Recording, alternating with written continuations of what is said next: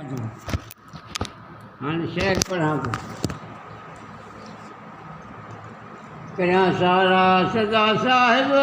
बनाया जे बंदावे हद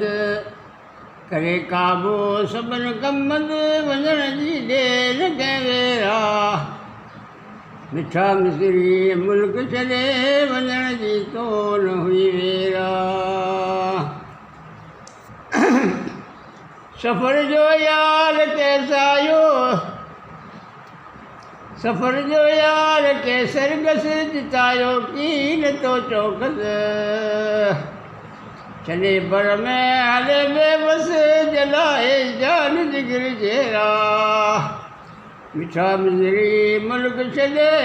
वञण जी तो न हुई वेरा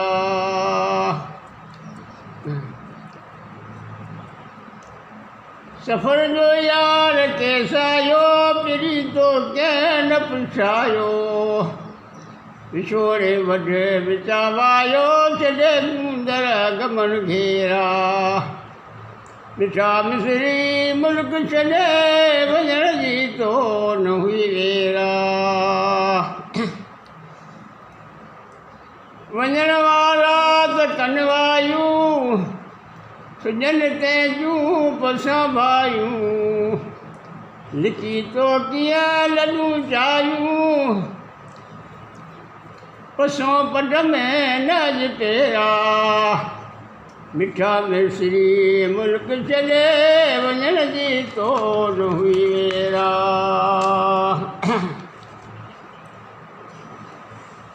वठा थींदा पिया वर लॾे न ईंदा घर लॾे लाल छॾे लश्कर सुञाए साथ तो धारा मिठा मिसरी मुल्क छॾे वञण जी तो न हुई वेरा लखें सिकंदर जहिड़ा साजन ख़ाली हथड़ा बिना खपन छॾे दौलत हलिया सभु धन मिड़े मूं भला किया मेरा मिठा मिसरी मुल्क छॾे वञण जी तो न हुई वेरा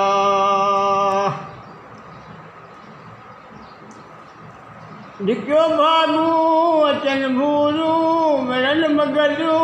कयूं मोरूं रुअनि छोरा पिया छोरियूं तोखे सारी ॾिसो भारा मिठा मिसरी मुल्क छॾे वञण जी तो न हुई वेरा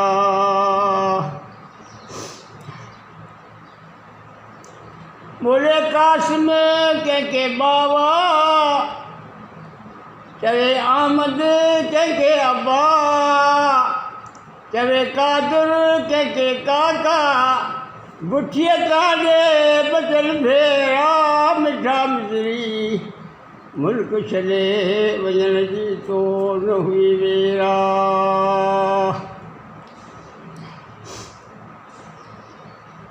अजल सां जे हले अटकल मिली करियूं त तंहिंसां मला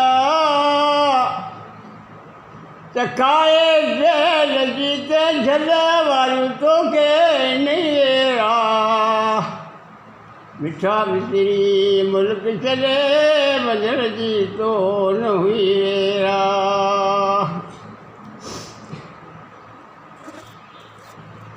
लखें जो दाव चंडे सरा दिनी ते क्या गोता वरा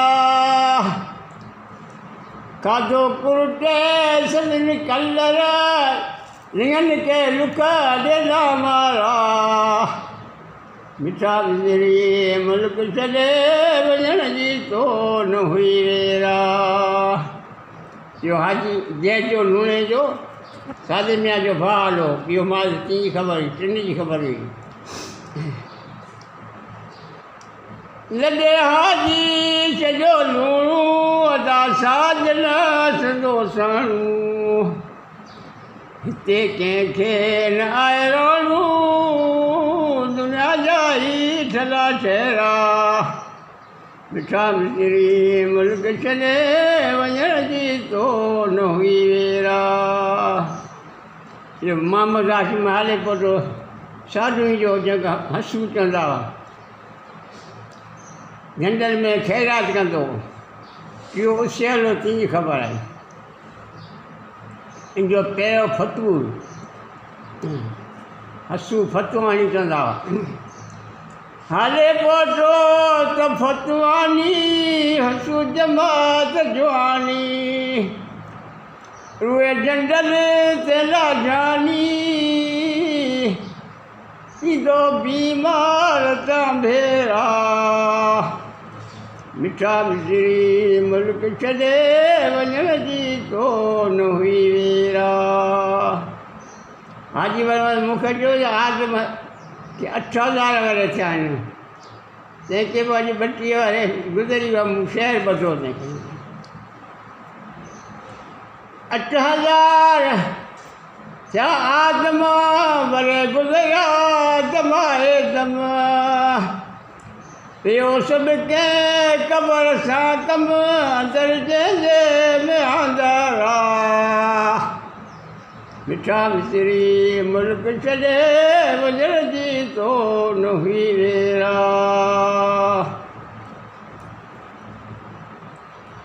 जुनन